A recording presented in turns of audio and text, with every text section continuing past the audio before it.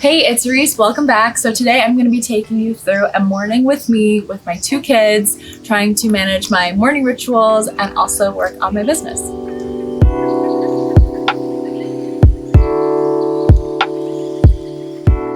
I typically wake up at about 5:30 a.m. I get up with my toddler and bring him downstairs and make him breakfast. So every single day what he eats is different. One day he'll eat something and love it, and the next day he won't even want to look at it.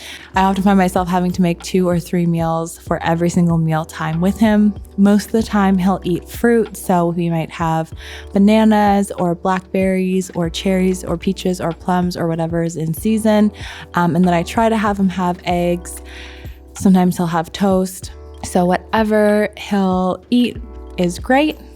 I also start my day by drinking some hot water with lemon, and then after I have some kind of juice on most days. So either a celery juice or a beet, carrot, apple, ginger juice, or a orange, carrot, turmeric, ginger juice.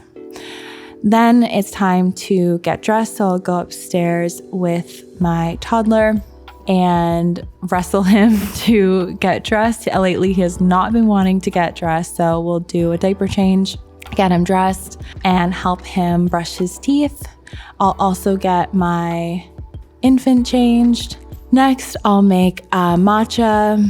And if I can get a few minutes to myself, I'll write in my journal. Every single day, my morning ritual is different, and it really just depends on if I even have time or when I have time. Sometimes I have to wait until my toddler's first nap time to get any of those moments to myself.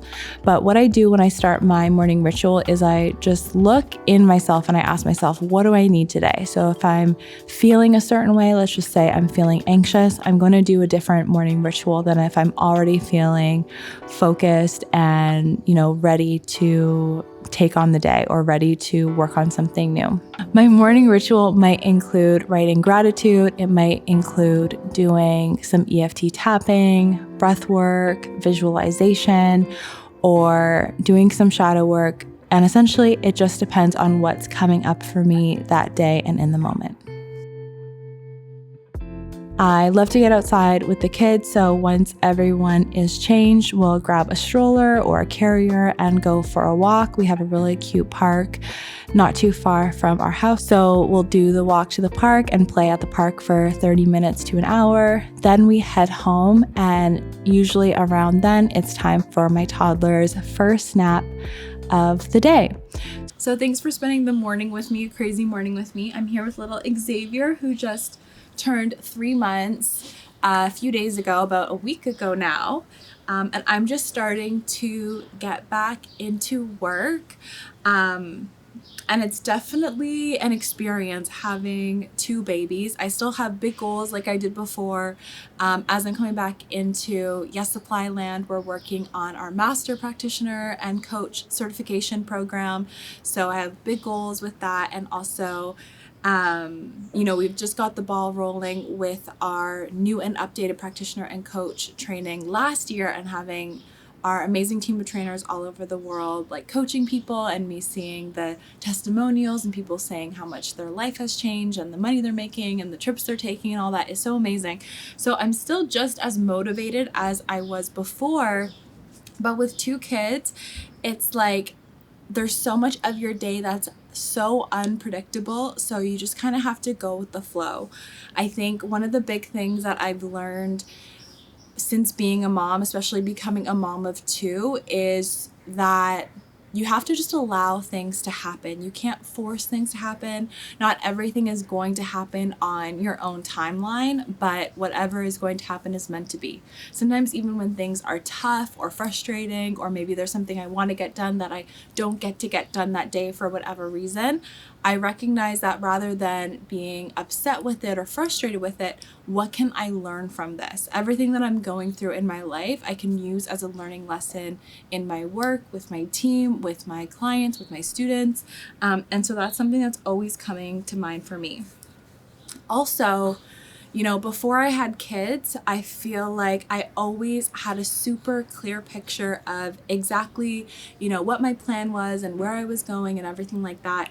But now having kids, there's so many things that I didn't realize that I would have to think about and that I have to be responsible for. So one thing that's always going through my mind is, okay, when they're older, what do I want to do for school? Do I want them to go to a normal school? I'm feeling resistant around that. I'm thinking maybe homeschool, learning pods, alternative school. It's just something that I'm always doing research on and Googling. And if you have any ideas, then let me know in the comments too. But yeah, when you have more humans who are dependent on you for the life choices you make and the life choices that you make for them, there's always something to think about. And so it's really teaching me that I have to be comfortable in the unknown. I have to be comfortable no matter what's happening in the outside world. I have to be in control of me and in control of my own emotions. And that's something why I'm so grateful for all of the trauma sensitive work that I've been doing with Yes Supply and just with myself, and the somatic and nervous system work, because one of the big things that we start to realize as we grow and we get to new heights in our life and business and relationships is that things are always going to come up. There's going to be a new challenge to overcome. There's going to be something new and unexpected coming at you.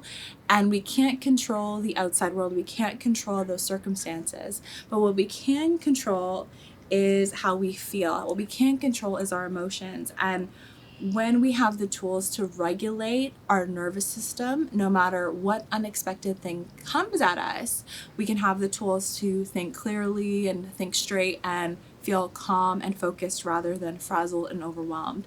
And so that's why I always try to go back to my rituals. I always try to go back to EFT tapping and breath work and movement and stretching and releasing uncomfortable emotions and anxiety and fears whenever they come up. Because if I can do that proactively in the comfort of my home or my space, that means when I go out into the world, no matter what comes at me, I can, deal with it head on instead of running away. And I can deal with it from a place where I'm responding rather than reacting in a way that I don't want to. Now, it used to be that when I'd wake up, I could do a 40-minute to an hour long ritual every single day. And it's definitely not like that now. Sometimes I have to, or most of the time I have to make sure that they're ready and fed and everything like that first before I can focus on me and my mindset.